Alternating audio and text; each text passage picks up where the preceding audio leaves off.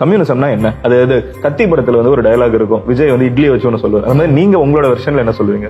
பசித்த மனிதன் இருக்கும் வரை, கனவு காணும் இதயம் இருக்கும் வரை, வாழ்க்கை பற்றிய ஆசை இருக்கும் வரை, அடுத்த மனிதன் பற்றிய அக்கறை இருக்கும் வரை கம்யூனிசம் மட்டுமே இருக்கும். அதான் கம்யூனிசம்.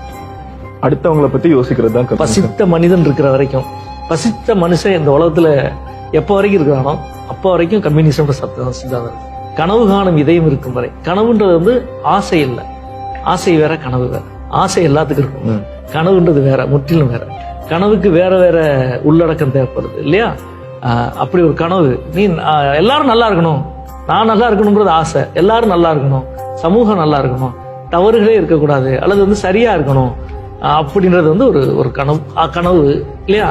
கனவு காணும் இதயம் இருக்கும் வரை, அடுத்த மனிதன் பற்றிய அக்கறை இருக்கும் வரை, அது ரொம்ப ரொம்ப முக்கியம். அக்கறை தன் மீது இருக்கும், தன்னுடைய குழந்தைகள் மீது இருக்கும், தன்னுடைய தன்னுடைய குடும்ப உறுப்பினர்கள் மீது இருக்கும். அடுத்த மனிதன் பற்றிய அக்கறை இருக்குல்ல, அதான் வாடிய பெயரை கண்ட போதெல்லாம் வாடுகிற ஒரு மனதினுடைய நீட்சி தான் இல்லையா? இதெல்லாம் இருக்கிற வரைக்கும் கம்யூனிசம் இருக்கும். அதுதான் கம்யூனிசம்.